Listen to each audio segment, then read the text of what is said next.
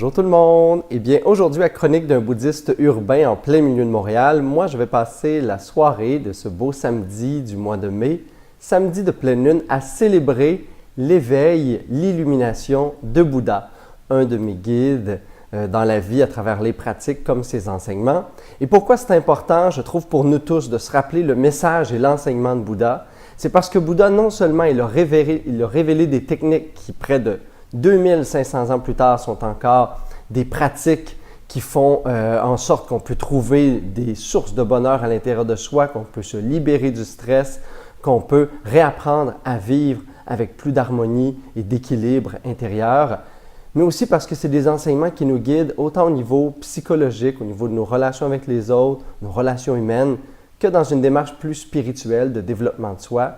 Et la journée de son illumination, ce que ça représente, c'est ce rappel qu'à l'intérieur de nous, eh bien, tout est déjà là. Il n'y a pas d'effort à faire. Justement, c'est ça qui est difficile parce qu'on est habitué de faire beaucoup d'efforts dans la vie pour réaliser des choses. Fait qu'on réalise des projets, ça prend de l'argent, on réalise un travail, même pour nos vacances, pour s'acheter ou construire un chalet. Il y a tout le temps cette notion d'effort à faire.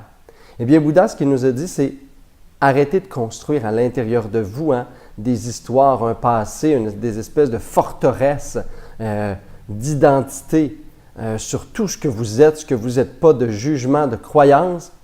C'est quand vous allez vous libérer de tout ça, quand vous allez vous asseoir en silence, respirer, apaiser le mental, que vous allez trouver à l'intérieur de votre esprit ce qu'on appelle un état éveillé, un état d'illumination, un état de clarté, de conscience qui peut tout accueillir, qui met fin à toutes les dualités, tous les conflits intérieurs, au-delà du jugement, au-delà du mental, une conscience pure.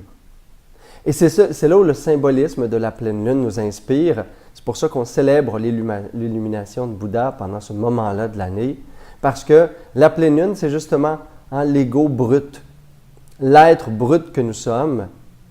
Et quand on dépouille ça de tous les filtres, de tous les nuages qui sont nos pensées, nos identités, nos croyances, nos jugements, notre identification au passé, nos projections et nos peurs sur l'avenir, quand tout ça se dissipe, on devient comme une belle lune dans le ciel et se réfléchit en nous la claire conscience. Pour certaines personnes, ça peut s'appeler le divin, le sacré, la source, peu importe. C'est quand justement, dans l'humilité, dans la conscience, je disparais à tout ce qui est faux en moi, tout ce qui est construit, tout ce qui est impermanent. Et je deviens comme un réceptacle pur, un peu comme un vase ou une coupe de cristal.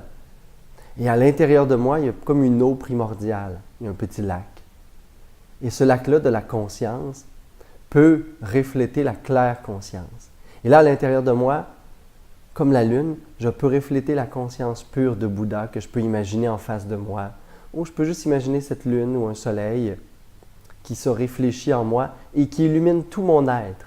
Et là, la pratique, pendant la soirée de pleine lune, c'est justement de se rappeler que quand je me dépouille un petit peu de ce que je crois être moi, de toutes ces pensées à lesquelles je donne tellement d'importance, à cet ego qui veut vivre, survivre, créer des drames et des scénarios avec tout, lorsque je fais juste m'apaiser un peu.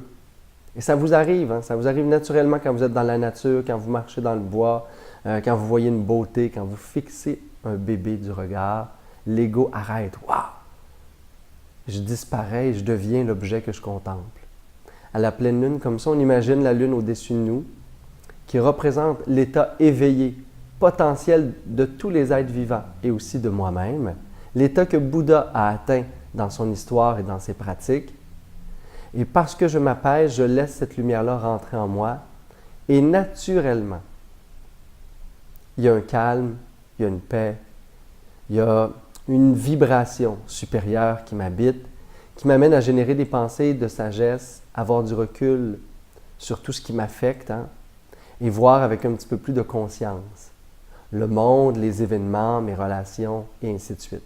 Fait que l'état éveillé, l'état illuminé, ce n'est pas quelque chose qui est fantasmagorique, qui fait qu'on passe à travers les murs, qui fait en sorte qu'on l'évite. Ça, c'est des croyances populaires, c'est beaucoup de miracles qu'on donne aux maîtres. Bouddha n'a jamais enseigné ça. Tous ces enseignements de Bouddha étaient sur la nature de la souffrance elle-même, le chemin pour s'en libérer et l'état d'éveil, d'illumination qui était la claire conscience, la clarté d'esprit.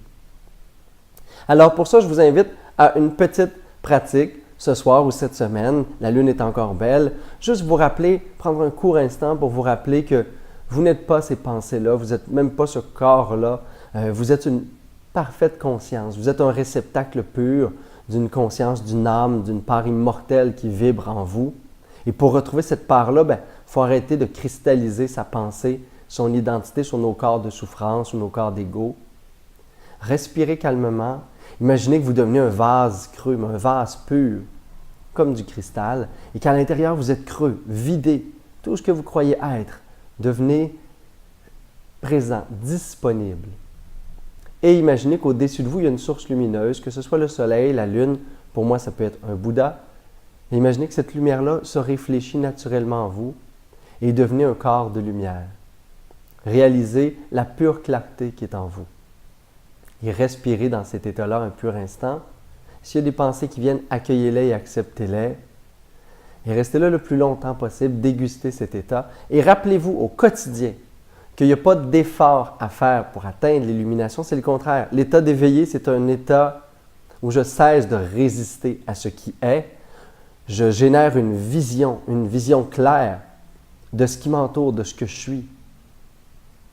Et cette vision-là me permet de me dégager du fantasme, des scénarios, de tout l'état subjectif à travers lequel je filtre le monde qui m'entoure, où j'impute plein de jugements et de fausses croyances et de conditionnements.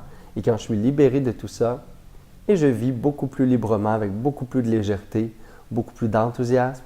Et c'est ça la vraie nature d'éveiller. Se libérer de ce qui est faux, se reconnecter à ce qui est vrai, et cette vérité-là, l'incarner, la manifester tous les jours. Bonne célébration de l'illumination tout le monde. Namasté.